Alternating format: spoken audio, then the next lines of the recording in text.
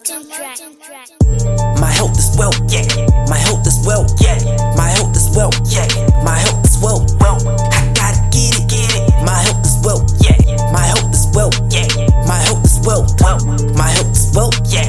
My health is wealth, yeah. My health is wealth, wealth. My health is wealth, yeah. I gotta get it, get it. My health is wealth, wealth. My health is wealth, yeah. My health is wealth.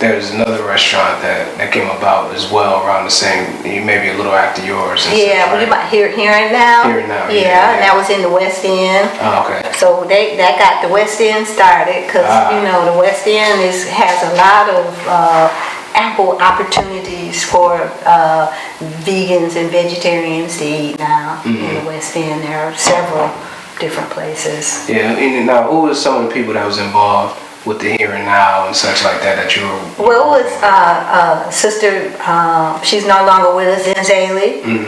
She was from South Africa. Okay. But basically, she opened it with her husband at the time, was Dumasani. And we had like a lot of people from the community involved in the Here and Now restaurant. Okay. All right, good deal. So like, I've heard a lot of stories about this place. Like any kind of cultural person in the community or anything, when they came to Atlanta, this was a place that they went. Yeah, and also we had like guest lecturers would come and people could do workshops. And like you said, it was a really very powerful place for community activity. Yeah. It's like a family. Yeah. It felt like family there. Indeed. I even heard that Bob Marley came through there at one point in time when he came to Atlanta. Well, I'd like to ask you a little bit about your religion. You're a Rastafarian, aren't you? Yeah. And you follow the beliefs. Haile Selassie is y'all's great prophet, isn't it? Yeah, Haile Selassie is our God. And are you trying to promote Rastafarianism in America, or are you? No, Rastafari is Earth's rightful ruler. I mean, we're not really trying because you cannot turn a Rasta or become one. You have to be one from creation. Yeah. How did that happen? I guess somebody must have told him. Somebody probably told him to check it out. Indeed.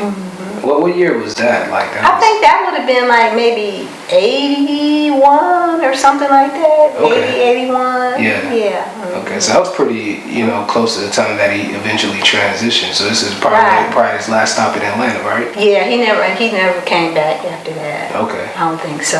Yeah.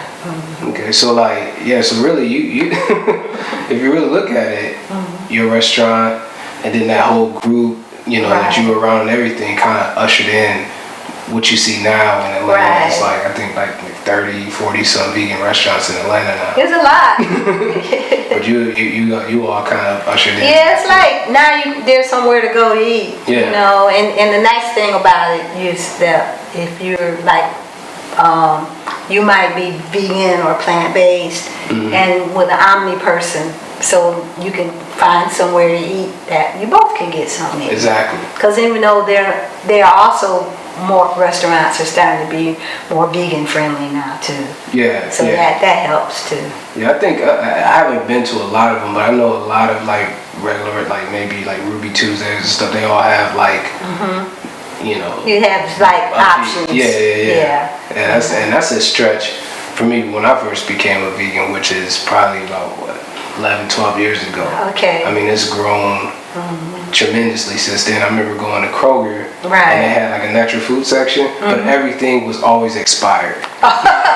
It was always dusty. Right. But now they're known for their health food section. Yeah, it's grown quite a bit. you know, and none of the workers knew anything about it. You ask them, they'll be like, I don't know, I don't even go over there. So. And the thing too, you know, that it's so much easier now, as opposed to, you know, I've been vegan 40 something years. You know, it was just like not the same, you know, variety that you could even buy. Yeah. You know, in terms of the different items and everything. Like I can remember saying, I'm gonna just eat me some cheese because whatever they had back then, I was like, that just made me mad. I don't want to eat that. If I want some cheese, I'm gonna eat me some cheese, you know. But things have really improved. They have, you know, more selections for those kind of like things that you're used to eating, but not that good for you. Yeah. But they have like vegan versions now. Yeah. So, and I did wean myself off of cheese, eating the vegan version, but I don't eat none of it now because I'm still kind of like, I don't know about that. Yeah. I hear that. Yeah, that's, I mean, you know, I don't know if you look at it like this, but whether all the other restaurant owners and stuff know, like, you guys kind of planted that seed back then and just ushered it in. I just think that it's like we have kind of like a innate knowing, you know, and it was just annoying. Yeah. Annoying that this is a choice that I want to make so that I can have a healthy life, so I can lead a life disease-free, you know. So I think we all want what's best for us. Yeah.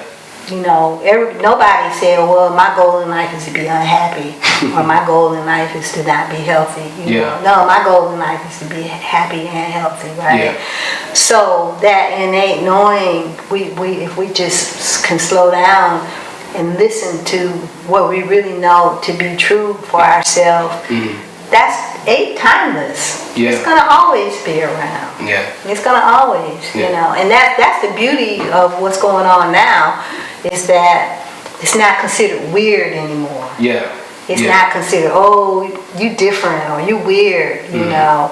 And I mean, I have kind of gotten to the point now where I don't care if I'm weird or different, because I'm gonna be who I'm gonna be, you know. But when you're younger and you're trying to do that and you still kind of want to fit in and like that.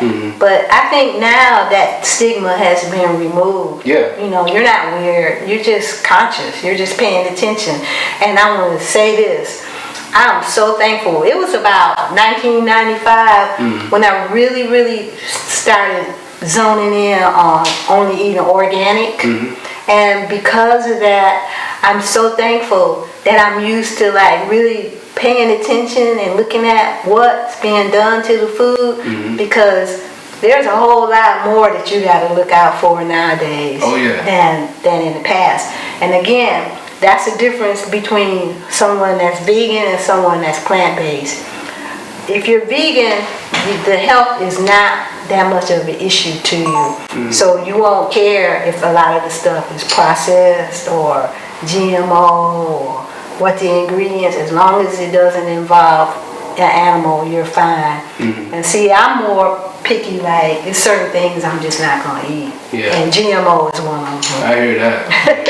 My health is wealth, my health is wealth, my health is wealth,